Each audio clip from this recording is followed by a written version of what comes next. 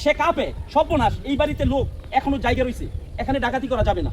তাহলে আমরা এখনো জেগে আছি, আমাদের এখন যারা বৃদ্ধ যুবক আমরা এখনো জেগে আছি। এই গ্রামের মধ্যে যেই কোনো ভালো কাজ যদি আপনারা করতে চান আমার পাশে পেন, শারীরিকভাবে অর্থনৈতিকভাবে যা এখানে কাজটা করতে অর্থটা লাগবে, আমি ইনশাল্লাহ সবার আগে আসবো। করার জন্য যা কিছু করার দরকার আমরা ইনশাল্লাহ করব।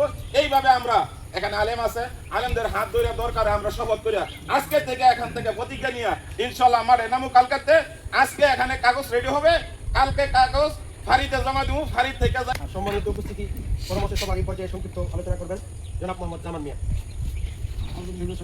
আসসালামু আলাইকুম। মঞ্চে উপস্থিত আছেন আজকের সভায় সম্মানিত সভাপতি প্রসাধারণ কাকা।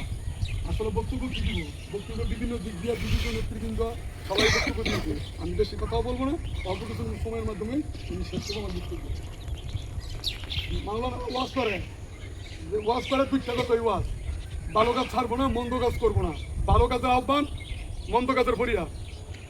যাই হোক, আকমান মাস্টার কিছু বক্তব্য দিয়ে গেছে, এখানে হাবিবুরি কিছু বক্তব্য দিয়ে গেছে যে বয়ের কথা, যেখানেই বয় সেখানেই আমাদের দয়। আমরা আজকে সৎ উদ্দেশ্য সৎ সাহস নিয়ে আমরা এগাইছি। আমরা এই খিদিরপুরবাসীকে সন্ত্রাস, চাঁদাবাজ, দুর্নীতি, জমির পিলার সব নিয়ে কিছু জায়গাটা মূল উদ্দেশ্য হলো মাদক।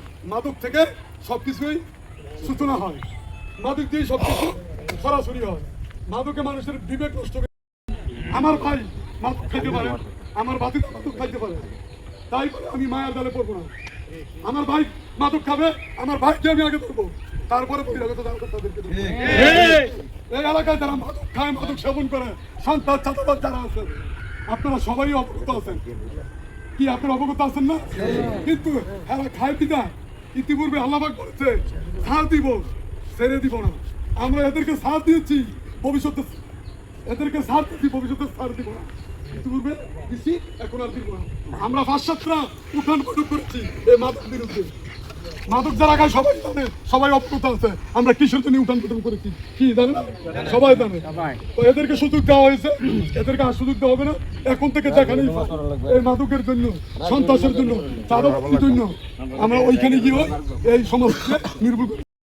বিনয়ীভাবে অনুরোধ করি সবাইকে, আমরা যদি সবাই এক চাই খিদিরপুরবাসী, আমার খিদিরপুরের বিগত দিনে আমি ইতিহাস আছে, এখন পর্যন্ত কোনো ডাকাতি করে যাইতে পারে